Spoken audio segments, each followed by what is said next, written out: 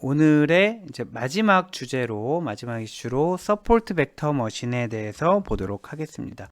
우리말로 하는 경우도 있더라고요. 지지 벡터 기계라고도 하는데 0 이상해요. 그냥 지지 벡터 기계 도저히 그냥 SVM이라고 부르는 게 편할 것 같습니다. 자, 요거를 한번 해볼게요. 여기에 하얀 아이들이 있고 까만 아이들이 있어요. 하얀 아이들과 까만 아이들이 있고 근데 얘는 아직 안 들어오네요. 얘는 아직 안 들어온 애고 지금 얘네가 다 학습 셋이고요. 얘가 이제 추론하기 위한 스코어링 셋이라고 보도록 하면 하얀 아이들 동네와 까만 아이들 동네를 구분하는 하얀과 까만을 구분하는 선을 긋고 싶은 거예요. 그래서 그 선에 따라서 새로 들어오는 애를 구분하고 싶은데 선을 어떻게 그을까요? 근데 얘는 누가 될 것 같아요? 얘가 하얀 애가 되면 좋을까요? 까만 애가 되면 좋을까요? 자, 그게 옵젝트 펑션에 따라 다르다라는 거죠. 자, 이거는 좀 상황이 다를 거예요. 어떤 분들은 하얀색이라고 할 거고 어떤 분들은 까만색이라고 할 건데 보면 자, 만약에 객체와 군집 중심 간의 거리를 최소화하는 게 목적이다. 객체와 군집 중심 간의 거리를 최소화하는 게 목적이라고 그러면 지금 군집 아까 제가 약간 좀 치우치게 그리긴 했어요. 일부러. 군집 중심이 여기 있어요. 하얀 애들은. 까만 애들은 군집 중심이 여기 있어요. 그러면은 경계선을 그을 때 어떻게 그으냐면 군집 중심을 먼저 연결을 하겠죠. 자, 군집 중심을 먼저 연결을 하고 걔네들과 수직이 되는 선 중에 좌우가 같아지는 선을 찾겠죠. 자, 만약에 우리의 옵젝트 펑션이 객체와 군집 중심 간 거리를 최소화하는 경계선을 긋는 것이었다면은 요렇게 될 거고요. 그러면은 요 빨간 애는 오른쪽에 있잖아요. 그러니까 까만 그룹으로 분류되는 게 맞을 거란 말이에요. 근데 억울하단 말이죠. 얘가 보기에 나는 하얀 애랑 가까운데 왜 멀찌감치 있는 까만 애 동네로 가게 됐지? 자, 이런 질문에서 출발한 게 이제 SVM이다 라고 보시면 되겠습니다.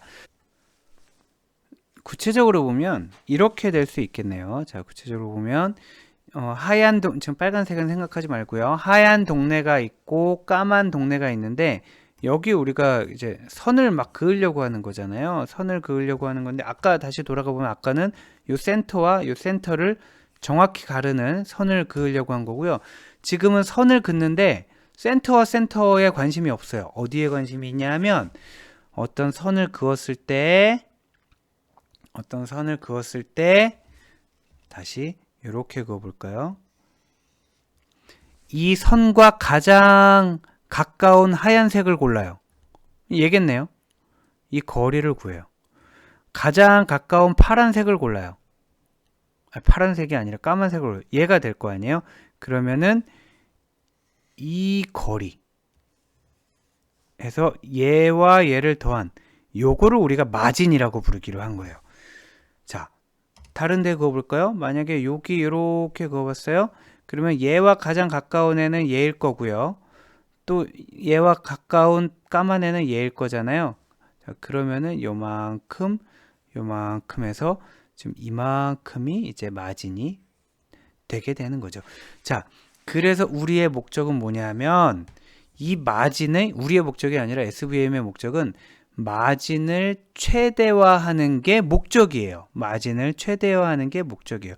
만약에 아까처럼 선을 그었다면 마진이 여기서 뭐 한 이 정도가 될 테니까 마진이 이렇게 될 거고요. 요거보다는 이렇게 선을 그어야 얘와 얘 이렇게 돼서 마진이 넓어질 거잖아요. 그러면 이렇게 마진이 넓어졌을 때 그 마진의 정가운데 마진을 반으로 나누는 요 정가운데 얘를 우리가 결정 경계면으로 잡겠다라는 거죠. 그래서 마진을 최대화하는 것이 목적인 SVM의 목적 함수는 마진 최대화가 되겠고요. 그 마진 최대화 관점에서 선을 그었을 때는 빨간색이 왼편에 속하게 된다라는 거죠. 자, 요게 SVM의 기본 원리가 되겠습니다. 자, 그림으로 조금 더 깨끗이 나온 게 있네요. 자, 보면은 왼쪽과 오른쪽을 비교를 해보면은 지금 데이터들은 동일한 데이터들이잖아요. 데이터들은 동일한 데이터인데 선을 어떻게 긋느냐에 따라서 얘네는 폭이 좁고요. 스몰 마진이고요. 얘네는 라지 마진이 되니까 이쪽을 버리고 이쪽을 택하게 되는 거죠. 그리고 이쪽을 택한 다음에는 이 마진을 결정한 얘네들, 이 두 점선의 가운데에 선을 쭉 그어서 얘를 결정 경계, 판별 경계 혹은 결정 경계로 삼겠다라는 뜻입니다. 자, 그랬을 때 이 결정 경계에서 데이터 사이의 거리 있잖아요. 뭐 지금 오른쪽 걸 가지고 해볼까요? 여기서 이렇게 구할 수도 있고요. 또 쟤는 더 멀리 있는 애는 또 저렇게 멀리 있겠네요. 그리고 얘는 가까이 있잖아요. 그 중에 가장 가까이 있는 애가 얘잖아요. 지금 하얀 애는. 자, 얘고요. 까만 애 같은 경우에도 여러 아이들이 있지만 그 중에 가장 가까이 있는 애는 얘잖아요.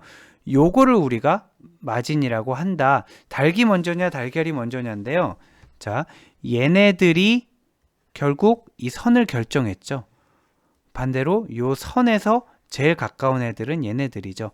아무튼 지금 그림으로 나타난 요 부분, 자, 결정 경계면에 왼쪽 오른쪽 대칭으로 어떤 데이터 하나가 있을 수도 있고 우연히 두 개가 걸려 있을 수도 있고요.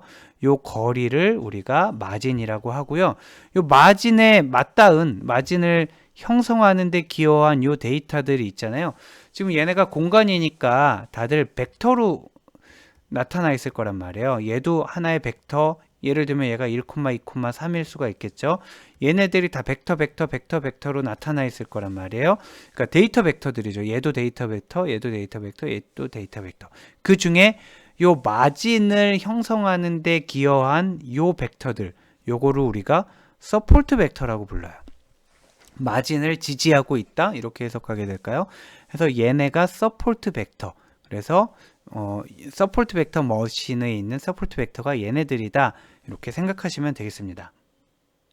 그런데 사실은 이 SVM이 이런 그 아주 뛰어난 아이디어와 여러 가지 그 장점에도 불구하고 이렇게 모든 데이터를 완벽하게 딱 나눌 수는 없어요. 이렇게 완벽하게 나눌 수 없기 때문에 여러 가지 아이디어들이 추가로 고안되는데 그 중에 하나가 커널 펑션이고요. 또 하나가 소프트 마진이라는 개념입니다. 자, 커널 펑션을 먼저 보면 선형 분류가 이걸 어떻게 직선 하나로 긋겠어요. 이거를 그을 수가 없죠.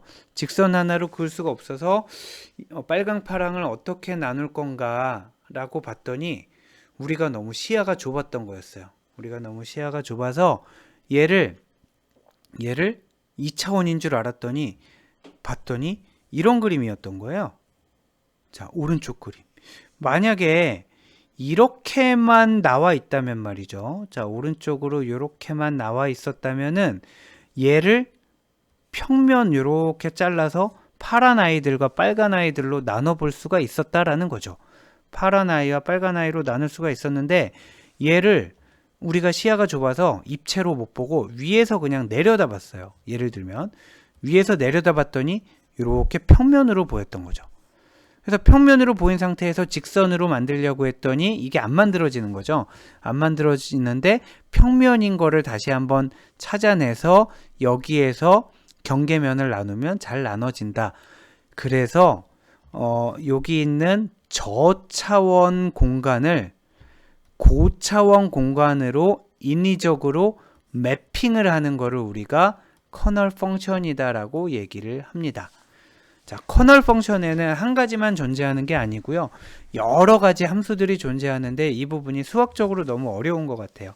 그래서 여러분들 혹시 관심이 있으시면 SVM 커널 펑션에 이런 것들이 다 커널 펑션으로 가능하다고 합니다.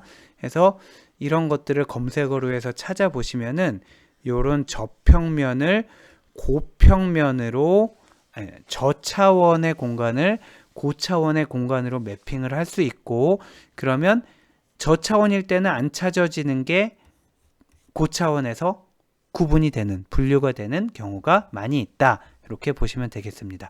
그럼에도 불구하고 커널 펑션이 모든 걸 다 해결해 주는 것도 아니고요. 이렇게 되는 경우도 있지만 어려운 경우도 있고요. 그리고 커널 펑션은 사실은 굉장히 이게 시간이 많이 걸리는 작업인데 커널 트릭이라는 거를 사용해서, 트릭 나쁜 뜻은 아니고 이제 몇 가지 아이디어를 사용해서 비교적 효율적으로 커널 펑션을 수행하긴 하지만 또 여러 가지 이제 또 한계들이 있게 되고요. 그래서 우리가 소프트 마진이라는 개념도 사용하게 됩니다. 지금까지 우리가 봤던 그 SVM은 이름을 따로 붙이지 않았지만 하드 마진 SVM이었어요. 그 말은 뭐냐 하면 이 그림을 우리가 SVM 얘기할 때 제일 많이 보게 되는데, 이렇게 분류를 할 수 있는 경우도 있고 하지 못하는 경우도 있다라는 거죠. 데이터가 막 하얀 데이터가 요 안에 어떻게 있을 수도 있고요. 그러면 또 요 하얀 데이터가 요 안에 있으면 또 마진이 줄어들겠죠. 또 까만 데이터가 있으면 또 마진이 줄어들겠죠. 근데 까만 데이터가 여기 있으면 또 어떻게 할 거예요? 뭐 하얀 데이터가 여기 있으면 또 어떻게 할 거예요? 이런 경우가 현실 세계에선 비일비재할 거 아니에요. 근데 자, 요 그림을 다시 볼까요? 자, 그림을 보면 얘는 불가능한 건 아니고요. 불가능한 건 아니고 극단적인 예를 하나 다시 보여주는 건데, 만약에 하드 SVM 같은 경우에는, 하드 마진 SVM 같은 경우에는 모든 애들을 다 정확히 구분하기 위해서 지금 주어진 데이터에 대해서 선을 이렇게 그을 거예요. 선을 이렇게 그으면은 마진이 거의 없죠. 이게 마진이 거의 없어요. 거의 다 뭐 빨간 애도 다 있고 파란 애도 다 있기 때문에 여기서 마진을 찾기가 어려워요. 그런데 오른쪽 거를 한번 볼까요? 오른쪽 걸 보면은 그냥 선을 이렇게 걷어요. 마진이 이렇게 있게 되겠죠. 폭이 넓어요. 단 얘가 문제인 거죠.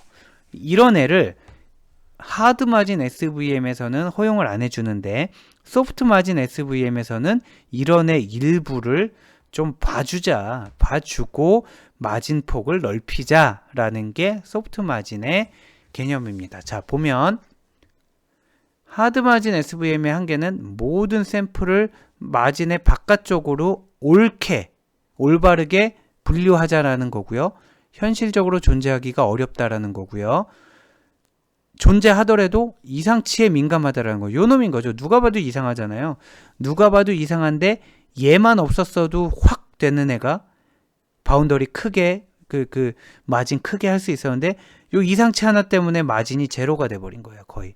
그래서 일부 데이터들이 분류 경계면 바깥쪽에 존재하는 것을 허용할 필요가 있다. 요걸 이제 마진 바이올레이션이라고 하는데, 요 마진 바이올레이션을 허용하는 거를 우리가 소프트 마진 SVM이다. 이렇게 정리하시면 되겠습니다. 자, 그래서 소프트 마진 SVM에 대해서 조금 더 자세히 살펴보면은 철학은 이거죠. 일부 데이터들이, 그러니까 모든 데이터들을 다 완벽하게 하려고 했더니 마진이 제대로 안 나오잖아요. 그래서 일부 데이터들이 분류 경계면 바깥쪽에 존재하는 것을 허용하겠다라고 하고요. 분류 경계면 바깥쪽에 존재하는 것을 허용하고, 얘를 위해서 슬랙 여유란 뜻인가요? 자, 슬랙 베리어블을 둡니다. 이 슬랙 베리어블은 이게 그리스어인데요. 그리스어인데 발음이 어려워요. 크사이라고 읽는데요. 자, 발음이 크사이라고 읽고요. 여기에서 보면 이런 거예요. 여기에서 지금 빨간 쪽 하나만 생각을 해볼게요. 파란 쪽은 거꾸로 반대로 생각하면 똑같으니까요. 보면 여기가 지금 빨간 쪽은 이 동네에 있어야 되잖아요. 그러니까 올바른 쪽 마진은 여기에요. 자, 요쪽 마진. 우리 그 하드 마진 SVM 같으면 여기 넘어가면 안 되잖아요. 여기가 만약에, 네, 아무튼 그렇습니다. 여기를 넘어가면 안 돼요. 그래서 요 동네에 있는 애들 있잖아요. 얘네들은 좋은 애들이에요. 자, 얘네들은 일종의 벌칙을 하나도 받지 않아요. 자, 문제는 나머지 애들인 거죠. 나머지 애들 중에 얘를 보면은 얘는 마진은 넘어갔지만 분류 경계선은 넘어가지 않았잖아요. 이때 크사이의 값은 0에서 1이 됩니다. 즉 여기에 딱 걸쳤을 때 크사이의 값이 1이 되나 봐요. 자, 그리고 이 경계면을 넘어갔어요. 넘어선 안 될 선을 넘어갔어요. 그러면은 그때부터 얘는 1보다 큰 값을 갖게 되겠죠. 자, 보면 얘는 0에서 1 사이, 얘는 1보다 큰 값을 갖게 될 거고요. 파란 쪽 입장에서 보면 얘는 0에서 1 사이, 얘는 1보다 큰 값을 갖게 될 거예요. 그러면은 지금 이런 애들이 다 마진을 넘어갔잖아요. 이 마진을 넘어갔기 때문에 마진 바이올레이션을 범한 거란 말이에요. 자, 마진 바이올레이션을 범한 건데 지금 얘네가 다 지금 얘도 바이올레이션, 얘도 바이올레이션, 얘도 바이올레이션, 얘는 크게 바이올레이션, 얘는 완전히 오분류에 해당하는 거죠. 자, 이런 마진 바이올레이션을 얼마나 허용할 것인가. 만약에 마진 바이올레이션을 많이 허용해요. 많이 허용하면은 그냥 뭐 이렇게 뭐 넓게 하면 될 거고요. 자, 마진 바이올레이션을 최대한 안 범하게 하려면 또 폭이 줄어들겠죠.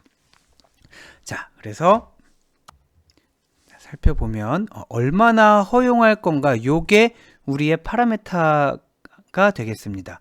우리 군집 분석할 때 군집의 수를 얼마로 할 거냐 뭐 이런 거 있었잖아요. 그것처럼 요 마진 바이올레이션을 얼마나 허용할 거냐에 대해서 판단이 존재하게 되는데, 마진의 폭과 마진의 바이올레이션 간의 균형이 필요한 것, 즉 마진 폭은 우리가 SVM의 철학에 근거하면 마진 폭을 넓혀야 되잖아요.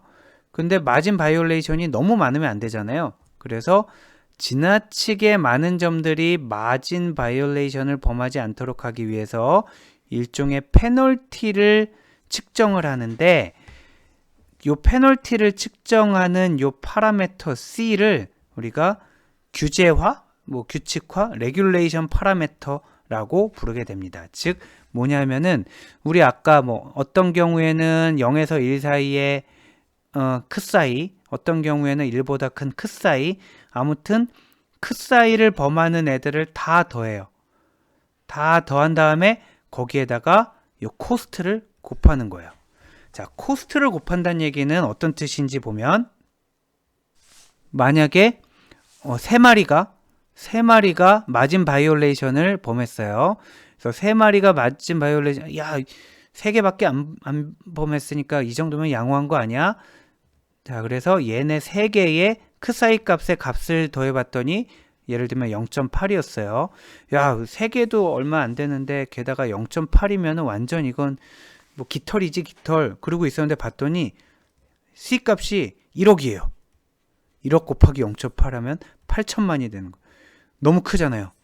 자, 왜 이렇게 커? 봤더니 이 C 값이 무지무지 크다는 얘기는, 한 녀석, 두 녀석만 넘어가더라도 엄청난 페널티를 우리가 엄청난 페널티로 측정을 하겠다라는 거니까, 그러면 마진 바이올레이션을 허용을 안 하겠다라는 거죠. 이 C값이 클수록 마진 바이올레이션을 허용하지 않겠다라는 얘기고요. 극단적으로 만약에 C값이 무한대잖아요. C값이 무한대면은 마진 바이올레이션을 하나도 허용하지 않는 거니까 그때는 하드 마진과 동일하게 됩니다. 그래서 이때는 마진 오류를 덜 허용, 그러니까 요 마진을 넘나드는 거를 최대한 덜 허용하게 되면은 요 마진 폭이 이렇게 좁아지게 될 거고요. 그리고 만약에 C값이 작다라는 거는, C값이 예를 들어 극단적으로 작아요. 0.000001이에요. 그럼 여기에 10,000개가 넘어갔어요. 10,000개가 넘어간 총합을 구했더니 5,000이었어요. 5,000이었는데 0.00001 이렇게 곱해봤더니 그 값이 작아지잖아요. 그러면 괜찮다라는 얘기죠. 그래서 C값이 아주 작으면은 마진 폭을 넓게 잡아줄 수가 있다라는 거예요. 마진 폭을 넓게 잡아서 마진 폭은 넓어지지만 오류를 더 허용하기 때문에, 과연 이게 어떤 게 더 좋은 건가는 여러 가지를 고려를 해야 될 사항이고요. 그 고려를 하는 데에 도움을 줄 수 있는 이 파라미터가 이 C 값이고요. 그래서 뭐 사이킨런이라든지 여러 가지 패키지에 보시게 되면은 여러분들이 다 이름이 조금씩 다를 수는 있는데, 보통은 파라미터를 코스트라고도 하고 그냥 C라고도 하게 되는데, 여러분은 이제 결론만 알아두시면 C 값이 무한대로 간다라는 거는 하드 마진이고요. C 값이 작아질수록 소프트 마진을 더 활용해서 마진 오류를 더 범하더라도 마진 폭을 넓히겠다라는 뜻이고요. 그래서 이 C 값을 조절을 해가면서 분류 정확도를 측정할 수가 있겠습니다. 자, 오늘의 이제 마지막 슬라이드가 되는데 힌지 로스, 이 힌지라는 게 경첩, 우리 문 열고 닫을 때 하는 경첩 있잖아요. 이렇게 니은자로 된 거. 자, 얘를 경첩이라고 하는데, 자, 얘는 뭐냐 하면 우리가 이제 결국에 SVM을 통해서 아까 배운 뭐 커널 펑션을 사용하던 소프트 마진을 사용하던 아무튼 모든 데이터를 정확하게 분류할 수는 없잖아요. 그리고 앞 페이지에서 봤던 요 비용, 요 코스트 파라메타를 이용해서 최적이 뭐일지 모르겠지만 적당한 마진 폭을 설정을 해서 분류 경계면을 설정을 했어요. 그럼에도 불구하고 지금도 보세요. 지금도 만약에 요게 지금 최종적으로 결정된 경계선이라고 한다고 하더라도 얘를 잘못 분류하는 것들이 생기게 되잖아요. 잘못 분류하는 것들이 막 이렇게 생기게 되잖아요.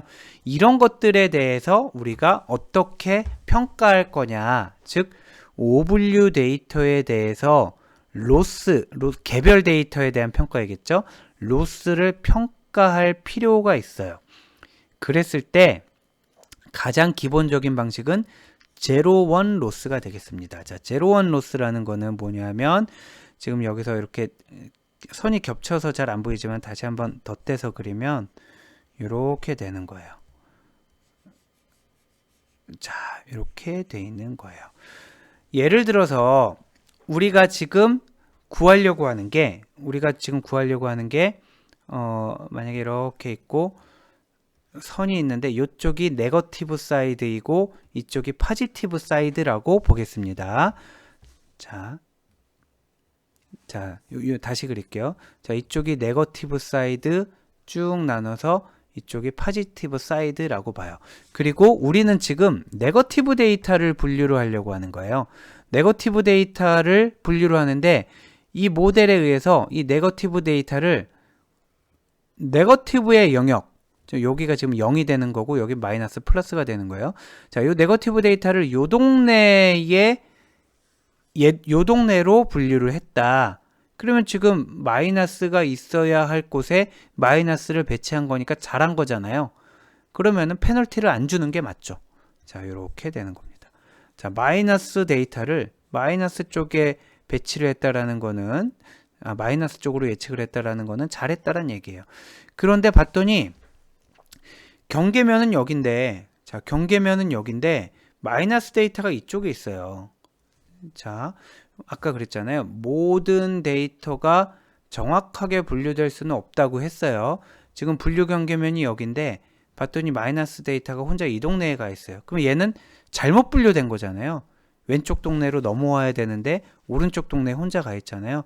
그럼 잘못 분류된 거니까 페널티를 주는 거예요.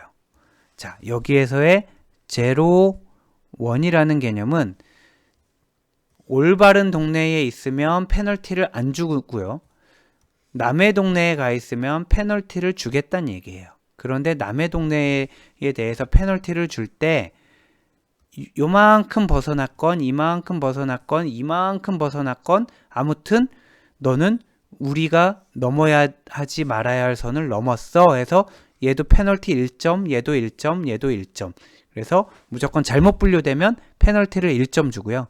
제대로 분류되면 페널티를 0점, 즉 안 준다는 얘기죠. 그래서 제로, 원, 어떤 면을 기준으로, 자, 0을 기준으로 요게 제로 원 로스가 되겠고요. 그런데 SVM에서는 힌지 로스라는 개념을 쓰게 됩니다. 힌지 로스라는 개념은 뭐냐 하면 로스를 줄 때 두 가지 철학을 두는 거예요. 하나는 바운더리 이내에서는 봐주자. 바운더리 이내에서는 봐주자.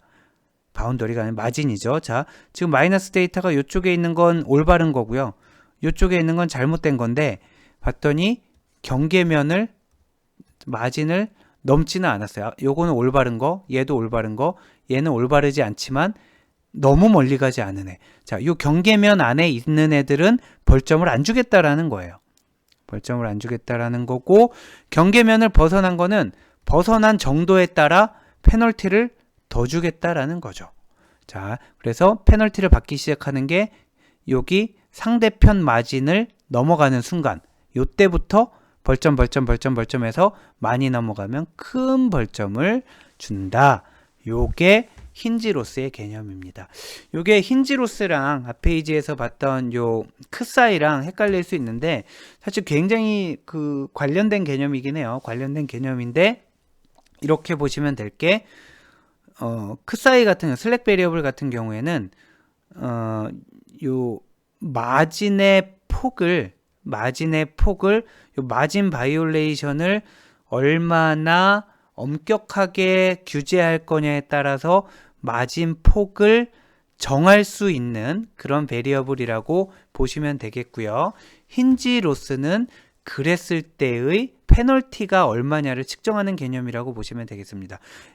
지금 세부적으로 하나 다른 걸 보면 요 부분에 데이터가 존재하는 경우에 요 부분에 데이터가 존재하면 힌지 로스의 경우에는 페널티를 하나도 안 주잖아요.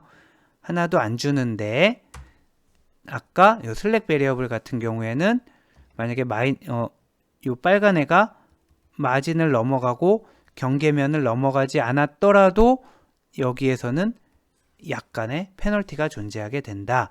그런 점이 다르게 되겠습니다.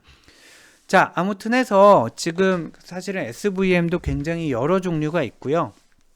여러 종류가 있고 또 한동안 굉장히 많은 각광을 받다가 요즘에는 이제 딥러닝 쪽으로 사람들이 많이 관심을 가지면서 SVM의 여러 가지 개념들이 또 딥러닝에 적용되기도 하고요. 그래서 여러분들은 지금 SVM의 모든 원리를 지금 정확하게 같이 공부한 건 아니고요. SVM에서 사용되는 여러 가지 개념들, 자, 우리 뭐뭐 배웠었죠? 처음에 이제 옵젝트 펑션이 마진을 최대화하는 거라고 배웠고요. 마진을 최대화하는 거였고, 마진이라는 게 이게 사실 제일 SVM의 핵심이죠. 자, 마진을 최대화한다. 마진이라는 게 뭔지 배웠었고요. 그리고 커널 펑션도 배웠고요. 커널 펑션은 우리가 배운 건 아니고 커널 펑션을 이용해서 공간을 확대한다라는 개념 정도를 배웠습니다. 그리고 힌지로스도 배웠고 그 바로 전에 슬랙 베리어블을 배웠고 해서 이러이러한 개념들이 모여서 SVM을 형성했다라고 기억하시고 혹은 다른 모델, 다른 알고리즘에서도 사용되는 뭐 제로원 로스가 뭐고 힌지 로스가 뭐고 하게 되면은 이번 시간에 배운 개념들을 잘 떠올리시면 되겠습니다. 자, 오늘 수업은 여기까지 진행하도록 하고요. 오늘 특히 좀 어렵다기보다 좀 복잡한 너무 디테일한 내용들이 많이 있었습니다. 그래서 여러분들 그 모든 내용을 다 정확하게 이해하시면 더더욱이 좋겠지만 그렇지 않더라도 이런저런 과정을 통해서 알고리즘이 동작하는구나 라고 이해를 하시면 좋겠고요. 그리고 몇 번 반복해서 말씀드리지만 여기에 사용되는 세부 개념들이 다른 새로운 알고리즘에 사용되기도 하고 또 여러분들이 뭔가 알고리즘을 만드시거나 아니면 알고리즘은 아니라 또 어떤 논문에 잠깐 활용하는 경우에라도 여기서 저희가 익혔던 개념들을 활용할 수 있는 그런 여러 가지 리소스를 하나씩 챙겨 가신다라고 생각하시면 되겠습니다.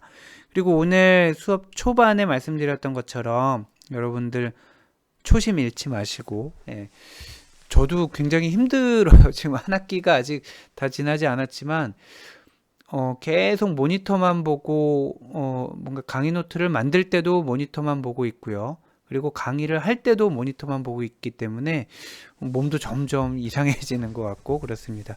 여러분 오죽하겠어요. 저는 그 학부 과목, 대학원 과목 이렇게만 하면 되지만 여러분들은 여러 과목을 들으셔야 되잖아요. 그래서 여러분도 굉장히 어려움이 있는 걸 알고 있고 저도 그만큼 더 정성을 다해서 준비를 하고 있습니다만 아무튼 어려움이 있는 건 사실입니다. 자, 그래도 저도 초심을 잃지 않을 테니까 여러분들도 초심 잃지 마시고요.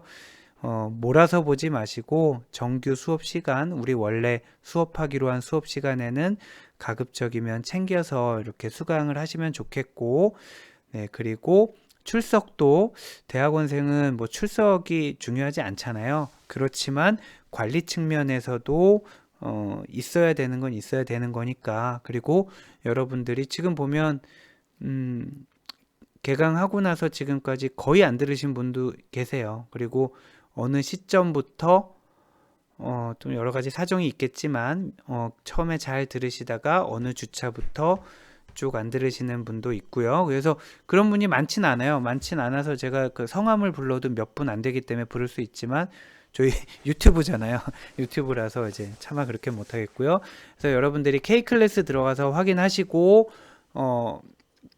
네, 혹시 출석에 결석으로 체크가 돼 있으면 지난주 수업은 제가 아직 체크를 안 했다고 말씀드렸고요. 지지난주 즉 7주차 수업까지는 그때 매주 제가 가상대학 확인해 가면서 출석 체크를 한 거니까 그거 보시고 이상이 있으시면은 저에게 다시 메일로 보내주시면 되겠습니다.